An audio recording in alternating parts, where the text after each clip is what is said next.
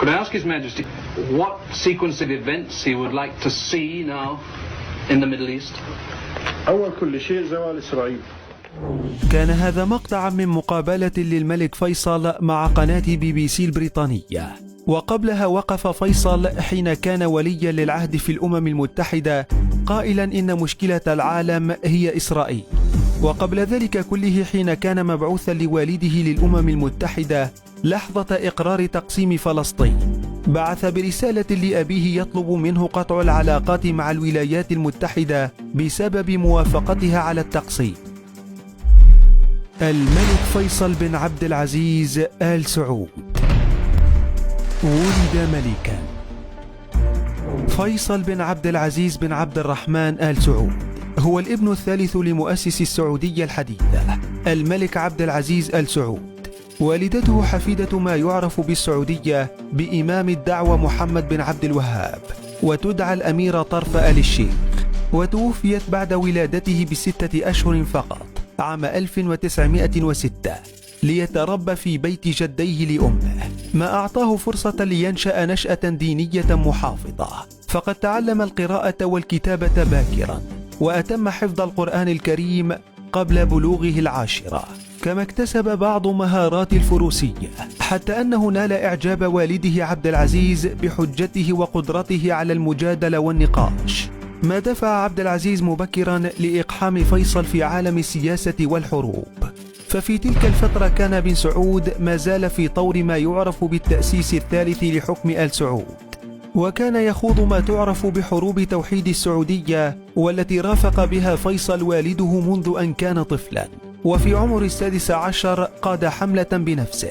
أما عن دوره السياسي المبكر ففي عمر 13 أرسله والده على رأس وفد إلى بريطانيا وفرنسا، وهناك جلس الطفل فيصل مع القادة والسياسيين يناقش أمور السياسة ويجادل ويطرح وجهة نظر والده. كل هذه المعطيات ساهمت بأن ينشأ فيصل نشأة ستؤهله لاحقا لصناعة أحداث تغير مجرى التاريخ، وكتابة اسمه في هذا التاريخ كرجل لن ينسى. شاب منطلق. شهدت فترة العشرينات وأوائل الثلاثينيات وضع اللمسات الأخيرة لقيام المملكة العربية السعودية، والتي كان لفيصل دور بارز فيها.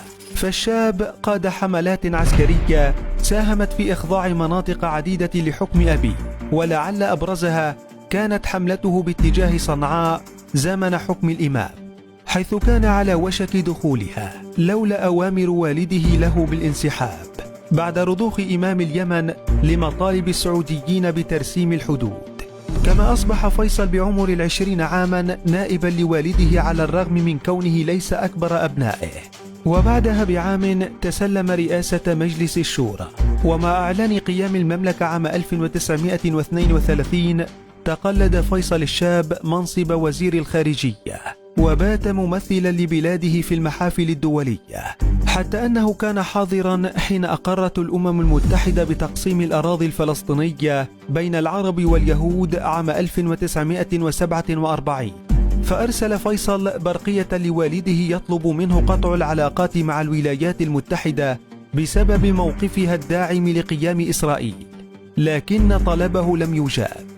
وفي أعقاب حرب العام 1948 كان فيصل داعما لدخول بلاده في حرب العرب ضد إسرائيل، وأيضا كان السبب في قطع علاقات المملكة مع إيران بعد اعترافها بإسرائيل كثاني البلاد الإسلامية بعد تركيا، حتى جاء العام 1953 وهو العام الذي شهد وفاة الملك المؤسس عبد العزيز آل سعود. ولاية العهد. تولى الملك سعود الحكم خلفا لوالده، واختير شقيقه فيصل وليا للعهد ونائبا لرئيس مجلس الوزراء، بالإضافة لاحتفاظه بوزارة الخارجية، ليبدأ بعدها بسلسلة زيارات لدول العالم لتوطيد علاقات المملكة وتثبيتها مع الدول الأخرى، حتى جاء العام 1957 والذي شهد أزمة اقتصادية في السعودية، فتولى وزارة المالية في سبيل تخفيف آثار الأزمة على المملكة. وفي ذلك الوقت أيضا كان نجم عبد الناصر قد سطع، وبات المهدد الأكبر للأنظمة الملكية أمور ومعطيات يرافقها تفاقم الأزمة الاقتصادية ستسهم في نشوب خلاف بين الملك سعود والأمير فيصل، وذلك مطلع ستينيات القرن الماضي. على إثره سيجرد الملك سعود شقيقه من مناصبه في الحكومة السعودية قبل أن يعيدها له لاحقا بعد أن باتت السعودية مهددة عقب دخول عبد الناصر إلى اليمن. كما شهدت الستينيات اشتداد المرض على الملك سعود، وهو أمر ساعد بنقل صلاحياته لولي العهد فيصل، والذي استتب له الحكم عام 1964 بعد تدخل أمراء من العائلة السعودية وبفتوى دينية من علماء الدين في السعودية. فيصل ملكا. بعد توليه الحكم رسميا كثالث ملوك السعودية والحاكم السادس عشر من أسرة آل سعود، شرع فيصل بإجراء إصلاحات وفي قطاعات عديدة هدفت للخروج بالسعودية من أزمتها. فبدأ بإصلاحات داخل الأسرة الحاكمة نفسها، حيث قلل حجم نفقاتها وما يصرف لهم من أموال، كما أوقف الامتيازات التي كانت ممنوحة للأجانب للاستفادة من النفط السعودي وحصر الفائدة لشركات وطنية سعودية. وأمر أيضا بعملية تطوير في القطاع الزراعي، حيث في عهده انتعشت تجارة التمور، وأنشأ عدد من السدود وقنوات الري، وأصلح شبكة المواصلات داخل السعودية، وأعاد تأهيل طرق المواصلات مع الدول المجاورة. كما عمل على تحديث قطاع الصحة بإنشاء عدد من المستشفيات وابتعاث شباب السعودية للخارج للاستفادة من قدراتهم. كان هذا على الصعيد الداخلي. أما على الصعيد الخارجي فسعى لفرض علاقات ندية مع الدول الغربية تحديدا، وظهر ذلك من خلال استقبال حاشد شهير له في لندن عام 1967، وكان في ذلك الوقت حدثا نادرا لملك عربي.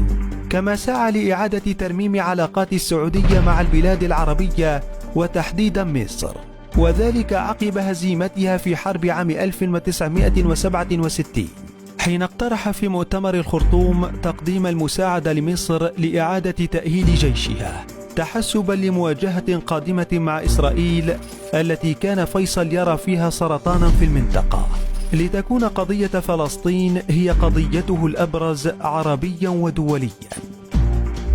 فيصل وفلسطين. ماذا ننتظر؟ هل ننتظر الضمير العالمي؟ أين هو الضمير العالمي؟ إن القدس الشريف يناديكم ويستغيث بكم أيها الإخوة لتنقذوه من محنته ومما ابتلي به. فماذا يخيفنا؟ هل نخشى الموت؟ وهل هناك موتة أفضل وأكرم من أن يموت الإنسان مجاهدا في سبيل الله؟ فإني أدعو الله مخلصا إذا لم يكتب لنا الجهاد وتخليص هذه المقدسات ألا يبقيني لحظة واحدة على الحياة. قد يختلف البعض حول الملك فيصل وطريقة حكمه وإدارته للمملكة، وحتى حول أسباب اغتياله، لكن لا أحد يختلف حول موقفه من فلسطين. فالرجل منذ شبابه نشأ على كره الاستعمار، وكان من أبرز الكارهين لإسرائيل والمؤمنين بعدالة قضية فلسطين. والفيديو السابق هو من خطاب له عقب حرق المسجد الأقصى من قبل الإسرائيليين عام 1969، وهو العام الذي شهد ولادة منظمة التعاون الإسلامي بدعوة من الملك فيصل نفسه، في مبادرة منه لحشد الجهود للدفاع عن الأقصى. وقضية فلسطين بالنسبة لفيصل كانت قضية دينية، وعلى المسلمين كافة تولي الدفاع عنها وحماية مقدساتها، وهو ما سبب له عداوة مع إسرائيل وداعميها في العالم، حتى أنه في زيارة رسمية للولايات المتحدة عام 1966 خرج يهود أمريكا للتظاهر ضد زيارته.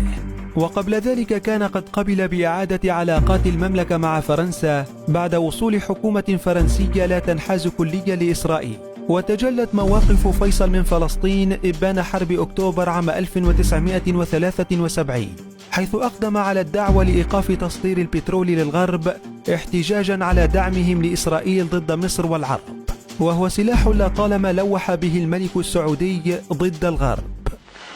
نحن لا نرغب مطلقا في فرض حظر للبترول ضد أحد، ونرجو أن لا تضطرنا الظروف مرة أخرى لعمل شيء لا نرغب فيه. وفي مقابلة أخرى حين سئل فيصل عن الأحداث التي يتمنى رؤيتها في الشرق الأوسط، كانت إجابته صادمة لمذيع البي بي سي وللكثيرين. Could I ask His Majesty what sequence of events he would like to see now in the Middle East? أول كل شيء زوال إسرائيل. لهذا يستذكر كثيرون الملك فيصل كأحد أكثر القادة العرب ارتباطا بفلسطين، الذي مات وهو يحلم بصلاة في قدسها الشريف. اغتيال غامض. ربيع عام 1975 حين كان الملك فيصل يهم باستقبال وفد من الحكومة الكويتية في الديوان الملكي السعودي، دخل بين الحرس أحد أفراد العائلة الحاكمة السعودية هو فيصل بن مساعد، وأطلق 3 رصاصات باتجاه الملك فيصل فأرداه قتيلا، لتنتشر روايات عديدة حول اغتيال الملك. فالرواية المتعارفة تقول إن فيصل بن مساعد أقدم على فعلته انتقاما لمقتل شقيقه الأكبر على يد الشرطة السعودية، حيث كان خالد بن مساعد شقيق القاتل قد أقدم رفقة متشددين سعوديون على اقتحام مبنى التلفزيون السعودي بدعوى حرمانيته، ما دفع الشرطة السعودية لتصفيته. بينما دارت أقاويل أخرى أن الدوائر الغربية كانت خلف تصفية الملك، حيث كان عرف عن القاتل فيصل بن مساعد تعلقه بنظام الحياة الغربية، وقد عاش طويلا في الولايات المتحدة، وكان متعلقا بالشرب والنساء والسهر والحفلات هناك. وبالرغم من افتعاله الكثير للمشاكل وتقديم الشكاوي ضده، إلا أن السلطات الأمريكية رفضت سجنه أو محاسبته، وهذا ما دفع الملك فيصل لسحب جواز سفر بن مساعد وفرض إقامة عليه بالسعودية، وهو ما دفع لاستغلال جهات في الغرب لغضب الشاب من عمه الملك وحثه على تصفيته. لاحقا وبعد 80 يوما من حادثة الاغتيال نفذ حكم الإعدام علنا بقاتل الملك، وأمام العامة قطع رأسه بالسيف. لكن الحقيقة الكامنة خلف إقدامه على هذه الخطوة ما زالت غامضة حتى الآن. أما ما هو واضح هي مواقف الملك الراحل وخطبه وكلامه الذي ما زال يتردد حتى الآن.